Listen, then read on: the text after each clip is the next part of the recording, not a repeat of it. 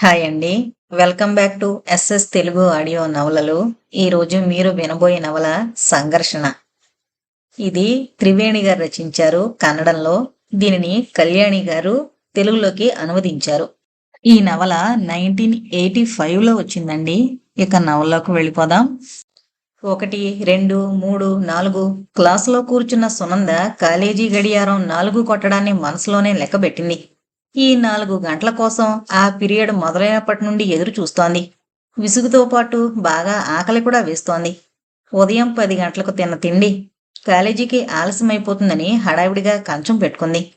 తొందరగా వడ్డించండి తాత, అప్పుడే 10 అయిపోయింది. నేను భోంచేసి 10:30లోగా కాలేజీలో ఉండాలి అంటూ తొందర పెట్టింది సునంద వంట ఆయన్ని. నా వంట 9:30 కల్లా అయిపోయింది తల్లి. నువ్వే తొందరగా రాలేదు అన్నారు తాత ఆప్యాయంగా. ఏం చేయని చెప్పండి, పాడు పరీక్ష. రోజు ఇలాగే చేస్తున్నావమ్మా. తొందరగా రాకుండా 10 గంటలకొచ్చి హడావిడిగా తినేసి వెళ్ళిపోతావు. సాయంకాలం 4 గంటలకు అలసిపోయి వస్తావు. ముందుగానే వచ్చి కొంచెం నెమ్మదిగా సునందా, సునందా అంటూ తలుపు దగ్గరుండి పిలిచింది మీనాక్షి.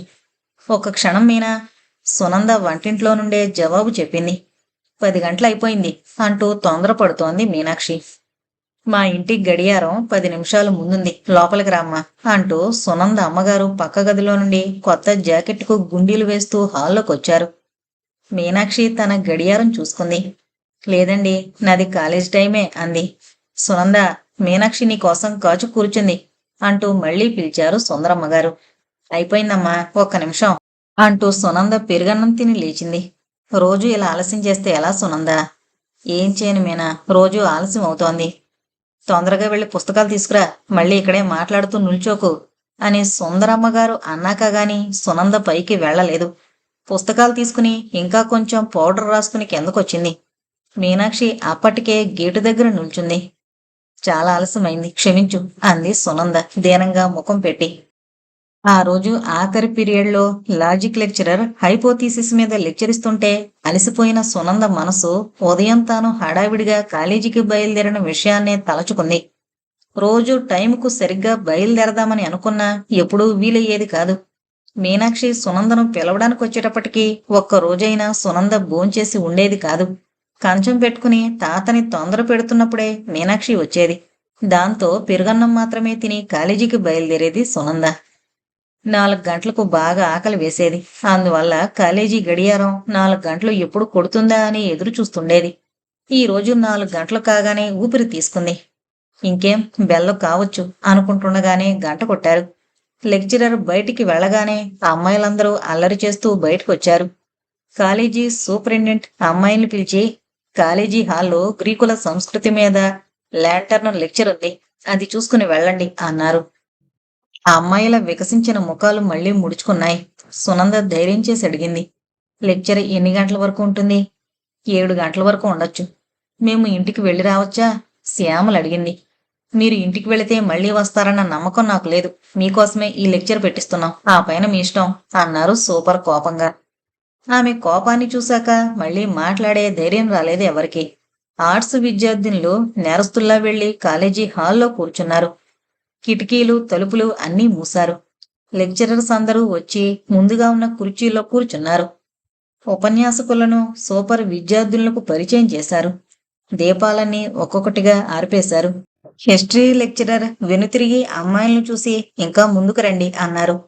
ఎక్కడి నుండే మాకు చక్కగా కనిపిస్తోంది మేడం అన్నాయి 4-5 కంఠాలు ఒక్క మారే. అలాగా అంటూ కూర్చున్నారావిడ.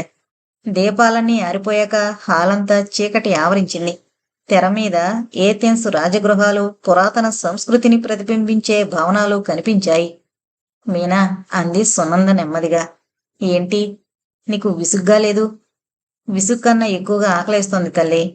నాకు అంతే. ఏం చేస్తాం మరి? చప్పుడు చేయకుండా వెళ్ళిపోతేనే. సూపర్కు తెలిస్తే అంది మీనా భయంగా. ఆవిడికెలా తెలుస్తుంది? ముందు వరుసలో కూర్చున్నారామె. చీకటిగా ఉంది కూడా. ఇంతమంది అమ్మాయిల్లో మనిద్దరం లేమని ఎలా కనుక్కుంటారు? అయితే కనుక్కోలేరంటావా? చప్పుడు చేయకుండా వెళితే ఎవరూ కనుక్కోలేరు. అయితే నువ్వు నెమ్మదిగా వెళ్లి బయట నిల్చునుండు, 2 నిమిషాల్లో నేను వస్తాను అంది మీనాక్షి. సునంద పుస్తకాలు తీసుకుని అడుగులో అడుగు వేసుకుంటూ తలుపు దగ్గరకొచ్చింది. తలుపు కొద్దిగా తెరిచి కటకటాల మధ్య దూరిపోయే పిల్లిలా బయటకొచ్చింది. 2 నిమిషాల్లో మీనాక్షి కూడా అలాగే వచ్చేసింది. ఇద్దరూ ఇంటికి బయలుదేరారు.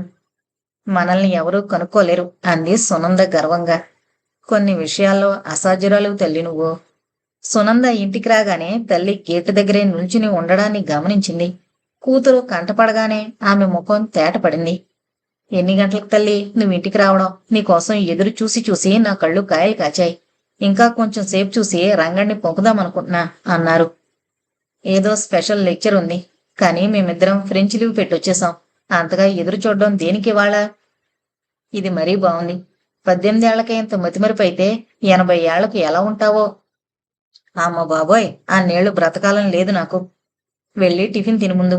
ఈరోజు శ్రీకంఠయ్య గారి అమ్మాయి పెళ్లి కదూ, రిసెప్షన్కు వెళ్లాలన్న విషయమే మర్చిపోయినట్లున్నావు. అయ్యో, మరిచేపోయాను. నువ్వు సిద్ధంకా, అంతలోగా నేను వస్తాను అంది సునంద. నాదేముంది, తల దూకోవడం ఎప్పుడూ అయిపోయింది. చీర కట్టుకోవాలంతే. నీలా స్నో రాసుకుని పౌడర్ కోటా కొట్టి. సునంద తల్లి మాటలు వింటూ నిల్చోలేదు. పుస్తకాలు పెట్టడానికి మేడ మీదకి వెళ్ళిపోయింది. టిఫిన్ తిన్నాక జడ వేసుకుంది. తర్వాత ఏ చీర కట్టుకోవాలో తానుగా పరిష్కరించలేని సమస్య ఎదురైంది. మేడ మీద నుండే తల్లిని అడిగింది. అమ్మా, ఏ చీర కట్టుకోమంటావు? కనకాంబరం రంగు టిష్యూ చీర. చాలా గాడిగా ఉంటుందమ్మా. చిన్న జరీ పూలున్నా. అబ్బా, అది మరీను. ఆవిడ విసుగ్గా అన్నారు. నీ ఇష్టం తల్లి. సునంద మెట్ల మీదకొచ్చి చెప్పమ్మా అంది. నెమలికంఠం రంగు చీర కట్టుకో, అదే రంగు జాకెట్టు. ఓకే అంటూ సునంద తన గదిలోకి వెళ్ళిపోయింది. కాని తన ఎదుటి గదిలో చిందరవందరగా పడున్న 2 పక్క చుట్టలు పెట్టే బూట్సుల జతలు చూసి ఆగిపోయింది. అమ్మా అంటూ మళ్లీ పిలిచింది సునంద. ఇంకా కాలేదా తల్లి అన్నారావిడ చిరాగ్గా. అది కాదమ్మా, ఆ పెట్టే బేడ ఎవరివి? అదా, శ్రీకంఠయ్య గారింట్లో పెళ్లికొచ్చిన చుట్టాలవి. పాపం ముసలాయన ఆ పెళ్లింట్లో హడావిడికి తట్టుకోలేరని ఇక్కడ దిగారు. మీ నాన్న ఆయన చిన్నప్పుడు కలిసే చదువుకున్నారట. నాన్నగారు పెళ్లికి రారా? శ్రీనివాసరావు గారు ఉదయమే మీ నాన్నని పెళ్లికి తీసుకుని వెళ్లారు. శ్రీనివాసరావు గారు ఎప్పుడొచ్చారో అనుకుంటూ ముస్తాబు చేసుకోసాగింది సునంద. నెమలికంఠం రంగు చీర, అదే రంగు జాకెట్టు వేసుకుని చాలా జాగ్రత్తగా ముస్తాబు చేసుకుని అద్దంలో చూసుకుంది. అంతలోగా ఎవరో మేడ మీదకు వస్తున్నట్లు అడుగుల చొప్పుడయింది. తాను ఆలస్యం చేస్తుండడంలో తల్లే తనను పిలవడానికి వస్తుంటుందని ఊహించి సునంద పెద్దగా అంది. నువ్వు పైకి రావద్దులే అమ్మా, నేనే వస్తున్నా. జవాబు రాలేదు. కాని అడుగుల చప్పుడు సమీపించింది. నీకెంత ఆత్రం అంటూ సునంద బయటకొచ్చింది. అప్పటికే అతను పైకొచ్చేశాడు. సునంద మాటలు విన్నందువల్ల కాబోలు చిరునవ్వు అతడి కళ్ళలోంచి తొంగిచూసి మొహాన్నంతా అలుముకుంది. అతడు జరియంచు పంచి కట్టుకుని తెల్లటి షర్టు వేసుకుని భుజం మీద ఓ కండువా వేసుకున్నాడు. సునంద కంగారుగా తలుపు నానుకుని నిల్చుంది. ఆమె తడబాటు చూసి చాలా నవ్వొచ్చింది అతడికి. ఎదురుగా ఉన్న ఆమెను లెక్క చేయకుండా నవ్వేశాడు. సునంద మొహం ఎర్రబడింది. పైగా కోపం కూడా వచ్చింది. క్షమించండి, నేను అమ్మ అనుకుని సునంద వాక్యం మొదలుపెట్టింది. కాని అతడి చిలిపి నవ్వుతో కంగారుపడి మెట్ల వైపుకు పరిగెత్తింది. 2 మెట్లను ఒకేమారు దిగుతూ 1 నిమిషంలో కిందకొచ్చేసింది. సుందరమ్మగారు గులాబీమాల చేతిలో పట్టుకుని నిల్చున్నారు. తల్లో పూలు పెడుతున్నప్పుడు సునంద అడిగింది. అమ్మా, వచ్చింది నాన్నగారి స్నేహితులన్నావు? అవును. ముసలాయనని కూడా చెప్పినట్టున్నావు? అవును. మరి ఇప్పుడెవరో మేడ మీదకొచ్చారు. మన సీతారాం ఈడే ఉంటుంది. అతడు శ్రీనివాసరావు గారి అబ్బాయి. పేరు శేఖరం. ఇంజనీరింగ్ కాలేజీలో చదువుతున్నాడు. పర్వాలేదు, అప్పుడే కులగోత్రాలన్నీ కనుక్కున్నావు అంది సునంద చిలిపిగా. కాని ఆవిడ దానికి తగ్గట్టే పెళ్ళిడికొచ్చిన కూతురు ఇంట్లో ఉన్నాక అన్నీ కనుక్కోవాలి మరి అన్నారు. సునంద జవాబు చెప్పలేదు. కాని ఆమె బుగ్గలు సిగ్గును పూసుకున్నాయి. తల్లి కూతుళ్లు పెళ్లి పందిట్లోకి వెళ్లేటప్పటికీ వధూవరులను రిసెప్షన్కు కూర్చోబెట్టారు. పందిరంతా హడావిడిగా ఉంది. అమ్మాయిలు కొంతమంది తలుపు దగ్గర నిలబడి వస్తున్న అతిథులకు కుంకుమ, గంధం, పూలు, తాంబూలం ఇస్తున్నారు. సుందరమ్మ గారికి ఆ పందిట్లో తెలిసిన వారొకరు కనపడ్డారు. జ్ఞాపకమున్నానా సుందరమ్మగారు? జ్ఞాపకం లేకేమి, కులాసాయా? మీ కూతురు అనుకుంటా. పెళ్ళయిందా? పెళ్ళిడికొచ్చిన కూతుళ్ళుండే వీరికి పెళ్లి మాటలు తప్ప మరింకేమీ ఉండవేమో అని విసుక్కుంది సునంద మనసులోనే. ఇంకా లేదమ్మా అన్నారు సుందరమ్మగారు. ఎక్కడైనా సంబంధాలు చూసారా? ఓ 2 సంబంధాలు చూసాం, కానీ ఇంకా ఏదీ నిశ్చయించలేదు. తల్లి మాటలు విని ఆశ్చర్యపోయింది సునంద. తన పెళ్లి కోసం సంబంధాలు చూస్తున్నట్టే తెలీదామెకి. ఎన్నడూ కూతురు ముందు ఆమె పెళ్లిని గురించి చర్చించలేదు. సీతారాంకి పిల్లనివ్వడానికి కొంతమంది వచ్చినప్పుడు సునందకు పెళ్ళయ్యే వరకు సీతారాంకు పెళ్లి చేయదలుచుకోలేదని సుందరమ్మ గారు చెప్పారు. అయినా నాకెందుకు వాళ్ళ గొడవలు, ఏమైనా చేసుకొని అనుకుంది సునంద. సుందరమ్మ గారు ఆమె స్నేహితురాలు ఏదో సంసారపు గొడవల గురించి మాట్లాడుకుంటున్నారు. సునందకు ఆ మాటల్లో ఆసక్తి లేదు. తన స్నేహితురాళ్ళు ఎవరైనా కనిపిస్తారేమోనని చుట్టూ చూసింది సునంద. కొంచెం సేపు వధూవరులను చూసింది. తర్వాత తల్లితో ఇక వెళదామమ్మా అంది. సుందరమ్మ గారికి కూతురి మాట చెవిన పడలేదు. ఆవిడ తన స్నేహితురాలతో కబుర్లు చెప్పుకోవడంలో మునిగిపోయారు. అమ్మా, వెళదామమ్మా. ఎందుకమ్మా అంత కంగారు? ఇంట్లో నీ పిల్లలు ఏడుస్తున్నారా? చాలా రోజులకు రత్తమ్మగారు కనపడ్డారు. కొంచెం సేపు హాయిగా మాట్లాడుకొని అన్నారు సుందరమ్మగారు. సునంద ఇక తల్లిని బయలుదేరదీసే ప్రయత్నం విరమించి మళ్లీ చుట్టూ చూసింది. మగవాళ్ల వైపున రావుగారు ఇంకో బటతల ముసలాయంతో మాట్లాడుతున్నారు. ఆయనే శ్రీనివాసరావు గారు అయి ఉంటారు అనుకుంది సునంద. అప్పుడే శేఖరం లోపలికొచ్చాడు. ఆమె ఇంటి నుండి బయలుదేరేటప్పుడు ధరించిన దుస్తులకు ఎప్పటి ముస్తాబుకు ఏమాత్రం సంబంధం లేదు. అప్పుడు అచ్చం భారతీయుళ్లా ఉన్నాడు. ఇప్పుడు సూట్ వేసుకుని టై కట్టుకుని కోటు బటన్ హోలులో చిన్న గులాబీ పువ్వును అలంకరించుకుని వచ్చాడు. శేఖరం మొహం కంటపడగానే సునంద ఇంకోవైపు తన దృష్టిని మరల్చుకుంది. శేఖరం తన తండ్రితో కాసేపు మాట్లాడి తర్వాత తన వయసు అబ్బాయిలు నలుగురున్న వైపుగా నడిచాడు. ఆ నలుగురే కబుర్లు చెప్పుకుంటూ నిల్చున్నారు. శేఖరం సునంద వైపుకే తిరిగి నిల్చున్నా ఆమెను గమనించలేదు. సునంద చూపులు మళ్లీ చిరాగ్గా పందిరినంతా కలిజూసి మళ్లీ శేఖరం ఉన్న చోటుకే వచ్చాయి. అప్పుడు సునందను చూశాడు శేఖరం. అతడింకా తన కంగారును చూసే నవ్వుతున్నట్లే అనిపించింది సునందకు. జీవితంలో మొట్టమొదటి మారు ఓ యువకుడి చూపు ముందు ఓటమిని అంగీకరించి సునంద తలదించుకుంది. తర్వాత ధైర్యంగా తలెత్తి చుట్టూ చూడలేకపోయింది. సుందరమ్మగారు తమ మాటలాపి లేచినప్పుడు సునంద కూడా నిట్టూర్చి లేచి నిల్చుంది. సుందరమ్మగారు కూతురుతో మీ నాన్న ఇప్పుడే వస్తారేమో కనుక్కో అన్నారు. సునంద తండ్రి కూర్చున్న వైపుకు వెళ్ళింది. ఆయన కూతుర్ని చూడగానే ఏంటమ్మా అన్నాడు. అమ్మ అడిగింది, నువ్వు ఇప్పుడే వస్తావా లేకపోతే? నేను మీతోనే వస్తాను శ్రీనివాస్. ఈ అమ్మాయే నా కూతురు సునంద. శ్రీనివాసరావు గారు సునంద వైపు చూసి నవ్వారు. అదే నవ్వు, అదే మాధుర్యం. రెండు పళ్ళుడిన నోరు, కొంచెం వయసు మళ్ళిన నవ్వు.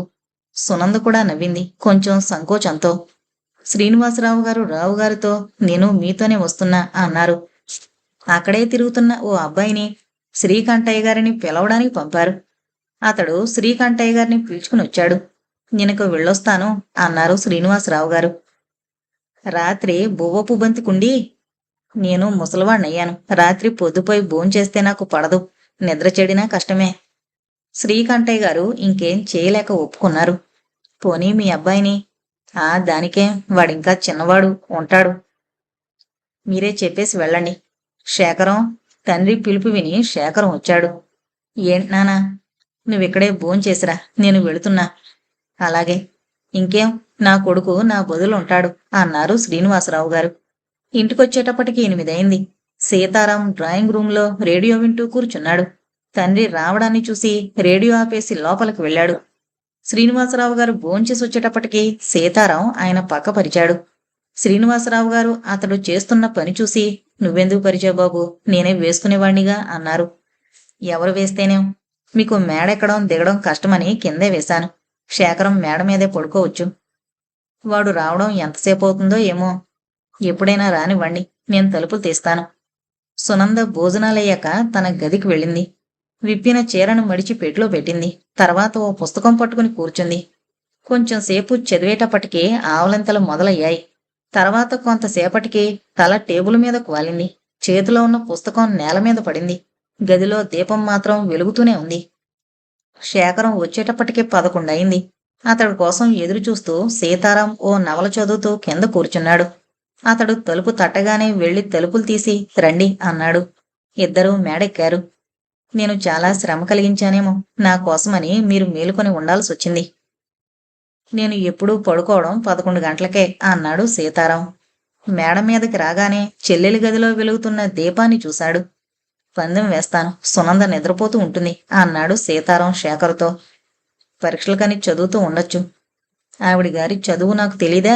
గదంతా నిశ్శబ్దంగా ఉందంటే సునంద పడుకునుందనే అర్థం. గొడవ చేస్తూ చదవడం ఎలా? శేఖర్ చిరునవ్వుతో అన్నాడు. సునంద మేలుకునుంటే పుస్తకం కింద పడేయడం, ఎత్తడం ఇలా చేస్తూనే ఉంటుంది. అది కాకపోతే టేబుల్, కుర్చీ కదుపుతూ చప్పుడు చేస్తూ ఉంటుంది. ఇప్పుడు చూడండి పడుకునే ఉంటుంది అంటూ తలుపులు తెరిచాడు సీతారాం. అతడు అనుకున్నట్లుగానే సునంద కుర్చీ మీద కూర్చుని టేబుల్ మీద తలాంచి నిద్రపోతోంది. నేను చెప్పానుగా చూడండి అన్నట్లు సీతారాం శేఖర వైపు చూశాడు. శేఖరం పసిపిల్లలా నిద్రపోతున్న సునందనే చూస్తూ నిలబడ్డాడు. నల్లటి పొడుగాటి జడ భుజం మీదుగా వచ్చి నేలను తాకుతోంది. ఆమె పెట్టుకున్న గులాబీ పూల సువాసన గదినంతా ఆవరించింది. ఎడం చేతి మీద తల పెట్టుకుని నిద్రపోతోంది సునంద. సునంద, సీతారాం నెమ్మదిగా పిలిచాడు. లేపకండి అన్నాడు శేఖర్. అయితే రాత్రంతా ఇలాగే పడుకొనిమ్మంటారా అంటూ గదిలోకి వెళ్ళాడు సీతారాం. మంచం పైన పక్కవేసి చెల్లెలు భుజం మీద చేయి వేసి కదిపాడు. సునంద, లేమ్మా పడుకో అన్నాడు. సునంద ఉలిక్కిపడి కళ్ళు తెరిచింది. ఒకమారు తలెత్తి అన్నవైపు చూసి మళ్ళీ అలాగే పడుకుంది. బంగారు గాజుల గుర్తు ఆమె బుగ్గల మీద స్పష్టంగా పడింది. సునంద, సునంద! సీతారాం మళ్ళీ లేపాడు. "ఉమ్" చిన్నపిల్లల సునంద రాగం తీసింది. సీతారాం చెల్లెల్ని లేపి పడుకోబెట్టి దుప్పటి కప్పాడు. గదిలోని దీపమార్పి తలుపులు వేసి శేఖర్ దగ్గరకు వచ్చాడు. ఇక పడుకోండి, చాలా పొద్దుపోయింది. రాత్రుళ్ళు మంచినీళ్లు తాగే అలవాటుందా? లేదు. గుడ్ నైట్ అంటూ సీతారాం వెళ్ళిపోయాడు. సీతారాం పక్క గదిలో పడక వేసుకుని పడుకున్న శబ్దం శేఖరానికి వినిపించింది. మంచి అబ్బాయి అనుకుంటూ లైటార్పి పడుకున్నాడు శేఖరం. ఉదయం సునంద లేచేటప్పటికి 7 గంటలయింది. అప్పటికే శ్రీనివాసరావు గారు, శేఖరం పెళ్లివారింటికి వెళ్ళిపోయారు. సునంద తన పనులన్నీ చేసుకుని భోజనాల గదిలో కంచం పెట్టుకునేటప్పటికే మీనాక్షి వచ్చేసింది. సునంద, టైం అయిపోయింది అని పిలిచింది. వస్తున్నా, ఒక్క నిమిషం. ఇద్దరూ తొందరగా కాలేజీకి వెళ్లారు. అప్పటికింకా బెల్లు కాలేదు. మొదటి పీరియడ్ ఎకనామిక్స్ లెక్చరర్ వచ్చారు. క్లాసులోకి వచ్చేటప్పుడే కొంచెం ముభావంగా ఉన్నారు. రాగానే ప్లాట్ఫారం ఎక్కి నిల్చున్నారే కాని అటెండెన్స్ రిజిస్టర్ తీయలేదు. గంభీరంగా అన్నారు. నిన్నటి మీ ప్రవర్తన చూసి మాకందరికీ చాలా బాధగా ఉంది. మీరు అలా ప్రవర్తిస్తారని నేను కల్లో కూడా అనుకోలేదు. మీ మీద ఎన్నెన్నో ఆశలు పెట్టుకున్నాం. సూపర్ కూడా చాలా విసుక్కున్నారు. మీకోసమనేగా మేము ఆ ఉపన్యాసం ఏర్పాటు చేశాం. నిన్న లెక్చర్ అయిపోయాక లైటు వేస్తే మేము ఆ లెక్చర్ ఇచ్చిన వారు మాత్రమే ఉన్నాం. ఒక్కొక్క మాట అడుగుతున్న కొద్దీ ఆమె ముఖంలోని గాంభీర్యం కరిగిపోసాగింది. చివరికి నవ్వేశారు. ఆవిడ నవ్వగానే గాబరాగా నిల్చున్న అమ్మాయిలు కూడా నవ్వారు. అందరూ నవ్వుతుండగా ఆవిడ మళ్లీ గంభీరంగా, ఇక పాఠం మొదలు పెడదాం అన్నారు. అందరూ మౌనం వహించారు. సాయంకాలం సునంద ఇంటికొచ్చేటప్పటికి సుందరమ్మగారు తలుపు దగ్గరే నిలబడ్డారు. టిఫిన్ తినేసిరా, మీ అన్నయ్య జగన్మోహన్ ప్యాలెస్ సినిమా అని ప్రోగ్రాం వేశాడు అన్నారు. నేను వెళ్ళనమ్మా, ఆ విషయం వాడితోనే చెప్పు. సునంద పుస్తకాలు పెట్టడానికి మేడ మీదకి వెళ్ళింది. ఆమెను చూడగానే సీతారాం హడావిడి చేశాడు. తొందరగా ముస్తాబు కాని సునంద, ఒక పావుగంట మాత్రమే టైం ఇచ్చాను అన్నాడు. నేను రావడం లేదన్నయ్యా. సీతారాం చిలిపిగా శేఖర్ వస్తున్నారు అన్నాడు. సునంద కంగారుగా గదివైపు చూసింది. భయపడకు చిట్టితల్లి, ఎవరో స్నేహితుణ్ణి చూసుకుని వస్తానని వెళ్లారు. నేను మాత్రం రాను బాబు. అమ్మ, నాన్న, శ్రీనివాసరావు గారు అందర్నీ బయలుదేరదీశాను. ఓ, అయితే వాళ్ళందరూ వస్తున్నారా? లేకపోతే మరింకేమనుకున్నావు? నిన్ను శేఖరాన్ని మాత్రమే పంపుతామనుకున్నావా? ఆ రోజు ఇప్పుడు కాకపోతే రేపు వస్తుంది. ఆ లేత నీలం జార్జెట్టు చీర కట్టుకో, అది నీకు చాలా బాగుంటుంది. ఆ నీలం చీరలో నిన్ను శేఖరం చూస్తే క్లీన్ బౌల్డ్. ఏంటన్నావు? అయితే శ్రీనివాసరావు గారు వాళ్ళ అబ్బాయి రావడం, పెళ్ళింట్లోని గొడవ భరించలేక కాదు, నిన్ను చూద్దామని. అమ్మ నాతో చెప్పనేలేదు. చెబితే ఇంకా కొంచెం ముస్తాబు చేసుకుని తిరిగేదానివా? ఛ, ఇలా అల్లరి పెట్టేలా ఉంటే నేను అస్సలు రాను. అలా అంటే ఎలా సునందా? నిన్న రాత్రి దీపం ఆర్పకుండానే పడుకున్నావు కదా, అప్పుడు శేఖరం నిన్ను లేపొద్దని. సునంద కోపంతో అంది. ఆయన ఎందుకు నా గదిలోకి తీసుకునొచ్చావు నీకసలు? పాపం, శేఖరం గదిలోకి రానేలేదు. నేను లోపలికొచ్చి పడుకోబెట్టాను. నేను మళ్ళీ వెళ్ళేటప్పటికి ఆయన తన గదిలో కూర్చున్నారు. అన్నట్టు నువ్వు నిద్రపోతున్నప్పుడు ఎలా ఉంటావన్న ఐడియా వచ్చింది ఆయనకు. నువ్వు మేలుకున్నప్పటికన్నా నిద్రపోతున్నప్పుడే ఎక్కువ మెచ్చుకున్నట్టున్నారు.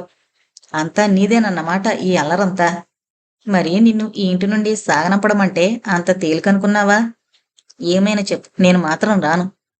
నువ్వు మంచి పిల్లవు గాని నల్లటి వెల్వెట్ జాకెట్ మరిచిపోకు, గులాబీ మాల పెట్టుకో. ఉహుం. సినిమాలో శేఖరాన్ని నీ పక్కనే కూర్చోబెడతాను. అలా మాత్రం చెయ్యకు బాబూ. అంటే వస్తాననేగా అర్థం. గుడ్. అంటూ సీతారాం కిందకి వెళ్ళిపోయాడు. సునంద జడ విప్పుకుంటుండగా సీతారాం కాఫీ టిఫిన్ తెచ్చిపెట్టాడు. నేనే కిందకొచ్చేదాన్ని కదన్నయ్యా. నువ్వు తాతతో మాట్లాడుతూ కూర్చుంటావని నేనే తెచ్చేశాను. అన్నయ్య హడావిడి కంగారు చూసి నవ్వొచ్చింది సునందకు. చాలా థ్యాంక్స్. ముస్తాబు తొందరగా కాని అంటూ సీతారాం వెళ్ళిపోయాడు. అన్నయ్య చెప్పినట్టే సునంద లేత నీలం రంగు చీర కట్టుకుని నల్లటి వెల్వెట్ జాకెట్ వేసుకుంది. తను ముస్తాబు ముగించి కిందకొచ్చేటప్పటికీ సుందరమ్మ గారు గులాబీమాల తల్లో పెట్టారు. సునంద కుర్చీ మీద కూర్చుని హైహీల్డ్ షూస్ వేసుకుని తలెత్తేటప్పటికీ శేఖర్ ఇంట్లోకొచ్చాడు. అందరూ ఇంటి నుండి బయలుదేరారు. అందరికన్నా వెనకొచ్చిన సీతారాం చెల్లెలి చేతికి నీలం వెల్వెట్ వ్యానిటీ బ్యాగ్ ఇచ్చి కుర్చీ మీద పెట్టి మరిచిపోయావు అన్నాడు. నిజానికి సునంద వ్యానిటీ బ్యాగు తీసుకోనేలేదు. చేతిలో డబ్బులు లేకపోయినా ముస్తాబు పరిపూర్ణతను అందుకోవాలంటే చేతిలో వ్యానిటీ బ్యాగ్ ఉండాలని సీతారాం అభిప్రాయం. మరిచిపోయాను అంటూ ఆ బ్యాగ్ తీసుకుని అన్నయ్య మొహం చూసి నవ్వింది సునంద. మొదట జగన్మోహన్ ప్యాలెస్కు వెళ్లి తర్వాత సినిమాకు వెళ్లారు. నేను సునంద ఆడవాళ్ల వైపుకు వెళతాం అన్నారు సునంద అమ్మగారు. వద్దమ్మా, అందరం ఒకే చోట కూర్చుందాం అన్నాడు సీతారాం. అందరూ ఒక చోట్లోనే కూర్చున్నారు గాని ఒక చివర శేఖరం, ఇంకో చివర సునంద కూర్చున్నారు. దీన్ని చూసి సీతారాంకు నిరాశ కలిగినా ఏం మాట్లాడలేకపోయాడు. సుందరమ్మ గారికి హిందీ రాదు, అందుచేత సినిమా అర్థం కాలేదు. సునందకు హిందీ వచ్చినా సినిమా అర్థం చేసుకునే స్థితిలో లేదు. సినిమా అయిపోయి ఇంటికొస్తున్నప్పుడు సునంద అన్నయ్యని అడిగింది. అన్నయ్య, ఈ సినిమా పేరేంటి? రేపు మా ఫ్రెండ్స్ అడుగుతారు సినిమా పేరేంటి అని. ఇది మరీ బాగుంది. వెనకటికి ఎవడో నీలాంటివాడే రాత్రంతా రామాయణం విని రాముడికి సీత ఏమవుతుంది అన్నాడట. హాల్లో నిద్రపోయావా? సినిమా పేరు అనార్కలి. ఏం సినిమాయో ఏంటో అన్నారు సుందరమ్మగారు. తన్ను కొనుక్కున్నది సలీమని అనార్కలికి తెలియద్దు అన్నారు రావుగారు. పాటలు మాత్రం బావున్నాయి అన్నారు శ్రీనివాసరావు గారు. నీకు శేఖర్ అన్నాడు సీతారాం. ఏదో ఆలోచిస్తున్న శేఖర్ ఉలిక్కిపడి, నాకు హిందీ సినిమాలంటే అంత పెద్ద ఇష్టం లేదు అని నెసిగాడు. అయితే ఇంతమందిలోనూ నేనే అన్నమాట ఎంజాయ్ చేసింది అన్నాడు సీతారాం. మర్నాడు భోజనాలు కానిచ్చి శ్రీనివాసరావు గారు శేఖరం ఊరికి వెళ్లడానికి నిశ్చయించుకున్నారు. వాళ్ల కోసం సుందరమ్మ గారు విందు భోజనం ఏర్పాటు చేశారు. సునంద మామూలుగానే కాలేజీకి వెళ్లడానికి తయారైంది. కాని సుందరమ్మ గారు అభ్యంతరం పెట్టారు. ఈరోజు కాలేజీకి వెళ్లకు, ఇంట్లోనే ఉండు అన్నారు. నేను వెళతాను. ఇంట్లో ఉండి నేనేం చెయ్యాలి? నువ్వేమీ చేయనక్కర్లేదు, నేను చెప్పినట్లు చేయి చాలు. సునంద విధిలేక ఒప్పుకుంది. మీనాక్షి వచ్చినప్పుడు సునంద నేను ఈరోజు రావడం లేదు అని పిలిచి చెప్పింది. ఏం ఒంట్లో బాగాలేదా? అబ్బే అదేం కాదు. ఈరోజు ఇంట్లో ఎవరికో విందు చేస్తున్నారు. ఎవరికి? మా నాన్నగారి స్నేహితులకట. అందుకని అమ్మ కాలేజీకి వెళ్ళకని చెప్పింది. ఏదో ఉంది రహస్యం అంటూ మీనాక్షి కొంటిగా నవ్వుతూ వెళ్ళిపోయింది. భోజనాలయ్యాక తండ్రి కొడుకులు బయలుదేరారు. సీతారాం కూడా వారితో పాటు స్టేషన్కు బయలుదేరాడు. వెళ్లే ముందు చెల్లెల్ని ఓ పక్కకు పిలిచాడు. ఏమైనా ప్రేమ సందేశం ఉంటే చెప్పు, శేఖరానికి రహస్యంగా అందజేస్తాను అన్నాడు కొంటిగా. ఏడుసావ్ అని విసుక్కుంది సునంద. శ్రీనివాసరావు గారు రావుగారితో నేను ఏ సంగతి తర్వాత ఉత్తరంలో రాస్తాను అన్నారు. జట్కా వెళ్ళిపోయాక సుందరమ్మ గారు రావుగారు ఇంట్లోకొచ్చారు. సునంద మాత్రం ఇక అక్కడ నిలవలేదు. పెళ్లి ముహూర్తం ఏప్రిల్ నెలలో పెట్టారు. ఇల్లంతా పెళ్లి సందడితో హడావిడిగా ఉంది. ఆ గొడవలోనే సునంద పరీక్షకు చదవడానికి ప్రయత్నించింది. ఇంటర్లో కనీసం సెకండ్ క్లాస్ అయినా తెచ్చుకోవాలనుకుంది సునంద. కాని ఆ పెళ్లింట్లో చదవడానికి సాధ్యపడలేదు. ఎప్పుడూ హడావిడిగానే ఉండేది ఇల్లు. చివరికి పరీక్షలైపోతే చాలురా బాబు అనిపించింది సునందకు. పరీక్షలైపోయే వరకు సునందకు తన పెళ్లి విషయం ఆలోచించడానికి కానీ భావి జీవితాన్ని గురించి ఊహాసౌధాలను నిర్మించడానికి కానీ అవకాశమే చిక్కలేదు. కాని పరీక్షలయ్యాక తన పెళ్లి ఆలోచనలతోనే ఉకిరిబికిరైంది. ఒక్కోమారు తన వైవాహిక జీవితాన్ని గురించి ఆలోచిస్తూ ఊహాలోకంలో విహరించేదామె. ఒక్కోమారు తనకు పెళ్లి అన్న విషయాన్ని జ్ఞప్తికి తెచ్చుకుని బెదిరిపోయేది. అయినా పెళ్ళంటే అంత భయపడాల్సిన అవసరం లేదు. ఎప్పుడూ సన్నజాజుల పరిమళం, ప్రణయ మాధుర్యంతో కూడిందే దాంపత్య జీవితమని సునంద తాను నచ్చజెప్పుకోబోయినా అప్పుడప్పుడు అదో ముళ్లతో నిండిన అంతులేని అగాధం అనిపించేది. అప్పుడు శేఖర్ రూపమే ఆమె మనోనేత్రం ముందు నిలిచేది. కపటం లేని మొహం, చిరునవ్వు నవ్వే కళ్ళు, స్నేహపు పలుకులు ఆమె భీతి హృదయానికి ధైర్యాన్ని చేకూర్చేవి. అప్పుడు తమకో లెక్చరర్ చెప్పిన మాటలు గుర్తుకొచ్చేవి. భగవంతుడి స్వరూపం ఫలానాని ఖచ్చితంగా చెప్పడం చాలా కష్టం. మీరు ఈశ్వరుడిగా భావిస్తే ఈశ్వరుడవుతాడు. కృష్ణుడిగా ఊహిస్తే కృష్ణుడవుతాడు. పార్వతనుకుంటే పార్వతి అవుతుంది. అలాగే మన జీవితం కూడా అందంగా ఉందనుకుంటే ఆనందంగానే ఉంటుంది. వారు ఎలా అనుకుంటే అలాగే. ఆ మాటల్ని జ్ఞప్తికి తెచ్చుకుంటూ సునంద ధైర్యంగా ఉండేది. శేఖర్ ఓ పసిపాప వంటివారు అనిపించింది. ఆయనను పెళ్లి చేసుకుని తాను సుఖంగా ఉండగలదన్న ఆత్మవిశ్వాసం ఏర్పడింది.